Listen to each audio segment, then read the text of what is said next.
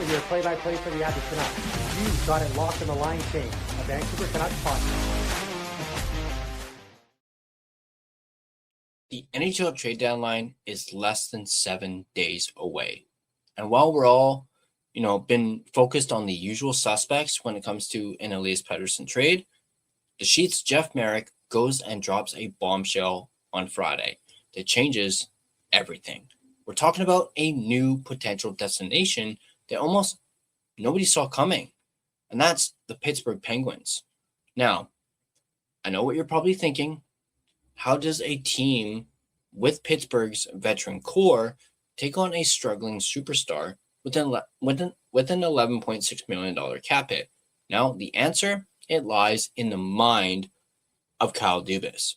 We know Dubas has a history of betting on reclamation projects, which are talented players who have just simply lost their way and need a fresh start. If he views Pettersson not as an overpaid liability, but as the ultimate undervalued asset, we could be looking at one of the biggest blockbuster trades potentially in Penguins history. Now, today we're doing a deep dive into the Marek proposal. We'll look at the specific trade chips involved. We'll look at the Sault Ste. Marie Greyhounds connection that drives Dubas's decision-making, and whether this is the only way the Canucks can finally move on and off from that $92 million problem. Let's look at the reality of the situation first, though. I'm going to pull up a graphic here, and we're going to take a look, and we're going to compare PD's 102-point season to this season. Now, 2 years ago, of course, PD was a 100-point guy. He had 39 goals, 63 assists, 102 points in 80 games played. He was a plus 16, and he had a shooting percentage of 15.2. Now, he's sitting at 35 points through 51 games. His production has been cut in half. So 13 goals, 22 assists. He's a minus 18, and his shooting percentage has dipped and is now at a 14.3% this season. Not to mention, since that 100-point season, his cap hit obviously has jumped to $11.6 million. That contract significantly limits who can even pick up the phone if there is no retention. And from what Jim Rutherford said in that interview, doesn't sound like the Canucks are all that thrilled or entertained by the idea of retaining on PD's contract at all. At least that's what I got from the interview with John Shannon anyway. Now, we've heard Carolina thrown out there. We've heard Detroit thrown out there. We've heard LA. We've even heard Utah thrown out there as well. But Pittsburgh is the new wild card. Now, with the Jim Rutherford and Patrick Allvin connection to their old team, the pipeline, it's already there.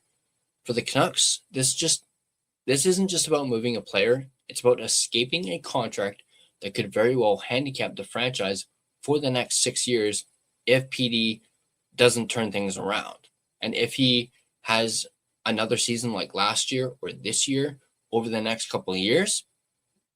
Now, if PD does not get back to being that 100-point player, or at least close to it, so we'll just go ahead and say if he can't get to at least minimum 70 to 85 points going forward, that's just bad news for the Canucks.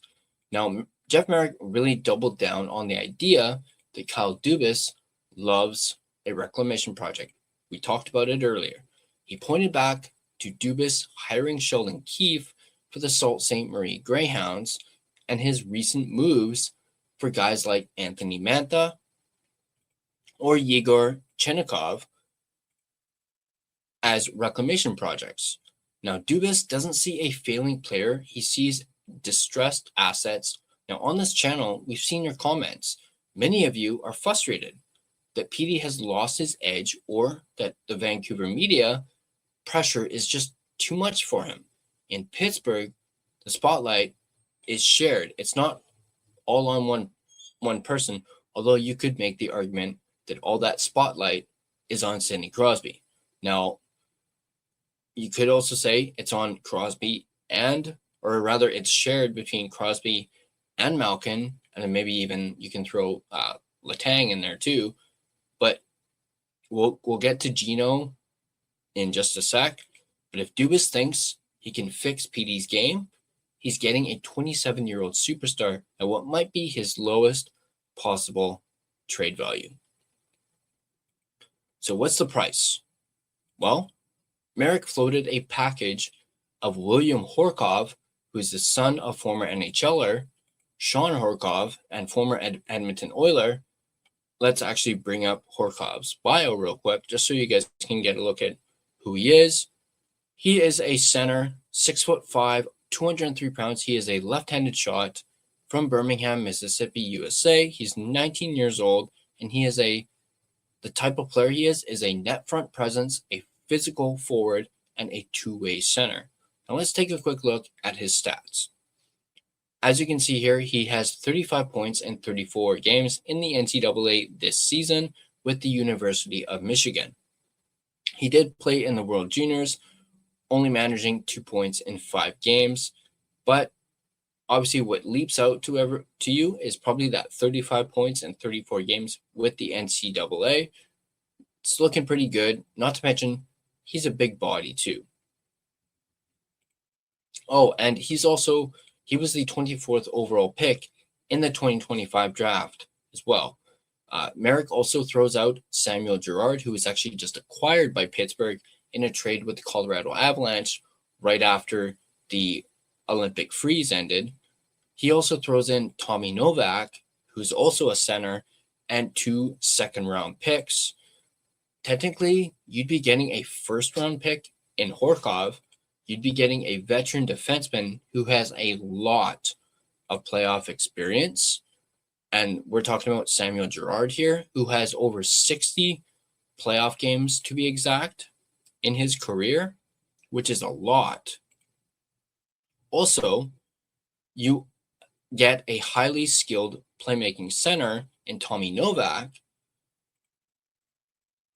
who also has first-rate hockey sense and puck handling ability. And as you can see here, Novak has very similar stats to Elias Pettersson. He has 32 points in 58 games. So obviously he's played more games than PD has this year, 12 goals, 20 assists, but their stats are fairly similar. Not to mention Novak is a left-handed shot as well, and he is a year older than Pettersson. But the question is that enough? If you're a Canucks fan, you might be screaming that it's just not enough for PD, but you are getting 5 assets in return. But if you're looking at the $11.6 million cap hit, some of you in the comments are saying, well, ship him for anything at this point. Just get rid of him. Now, here's the ultimate debate.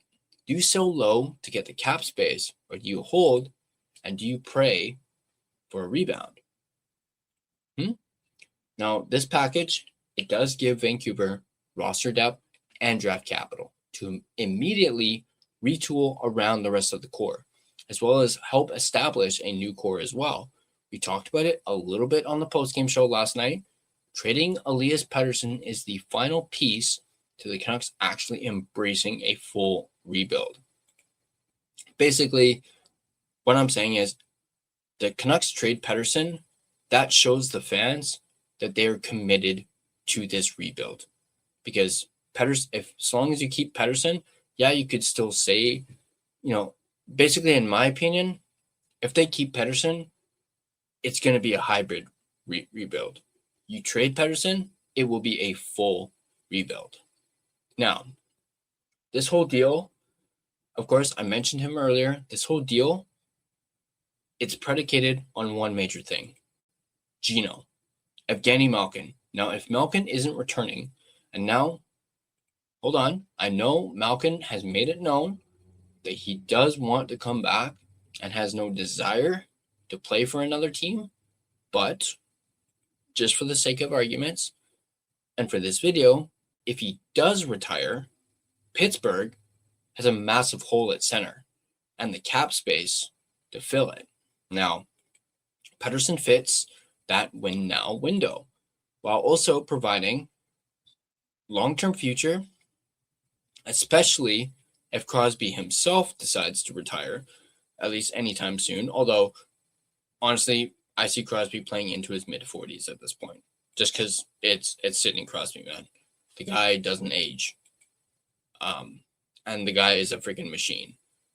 But I will admit, it is a gamble that changes quite possibly the trajectory of both franchises. We're looking at whether PD's style actually meshes with the Penguins' systems, or if this is just smoke and mirrors at this point and pure trade speculation. Now, of course, the clock is ticking. This upcoming Friday, is Pittsburgh the dark horse that pulls this off? Or is this just trade deadline noise, as we just said? Drop your trade grades in the comments. Would you take the Merrick deal? Give me a yes or no in the comments down below.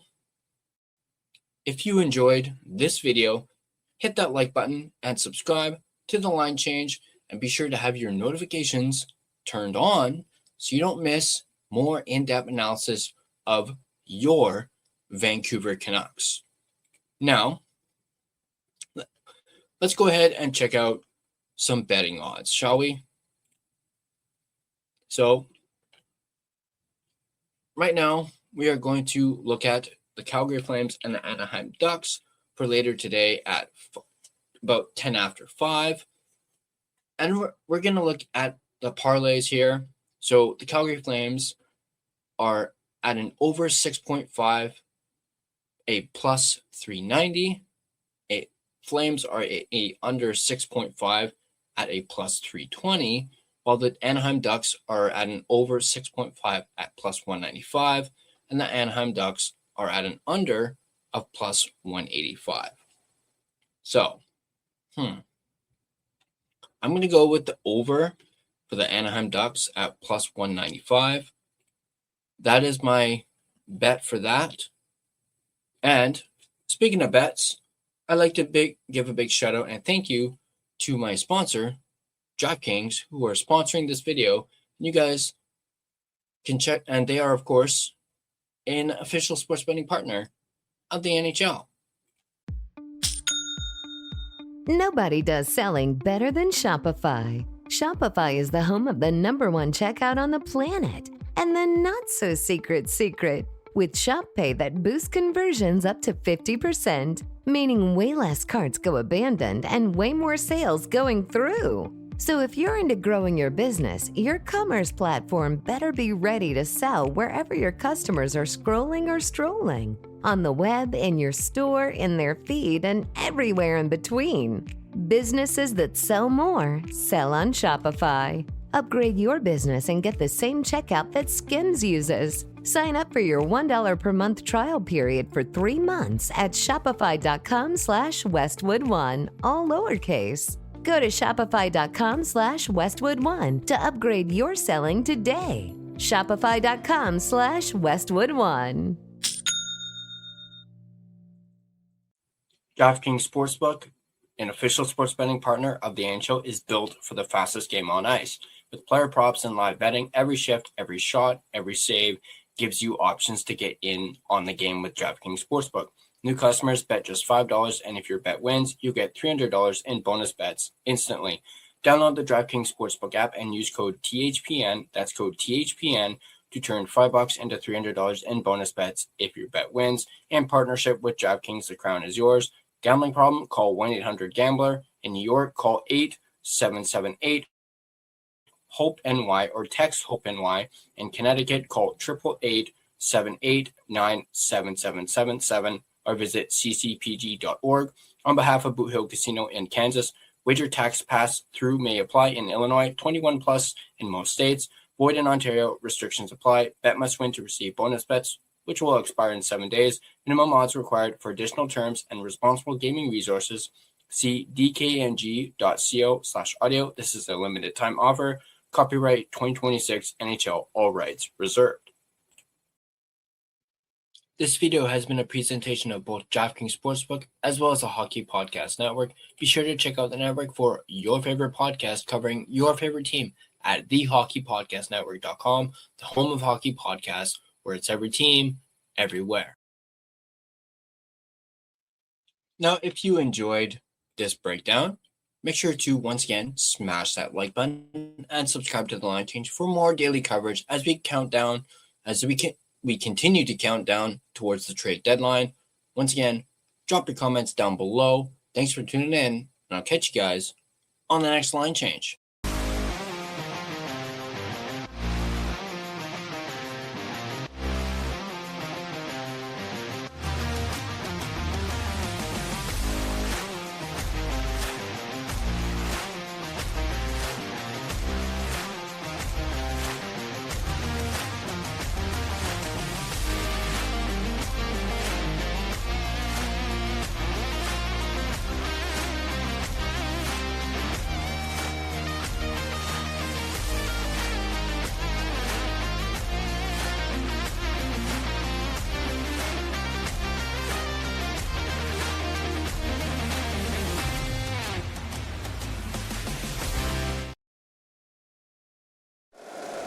If you like the show, please take a moment to rate, review, and subscribe. It really does help the show to grow. Thank you for listening.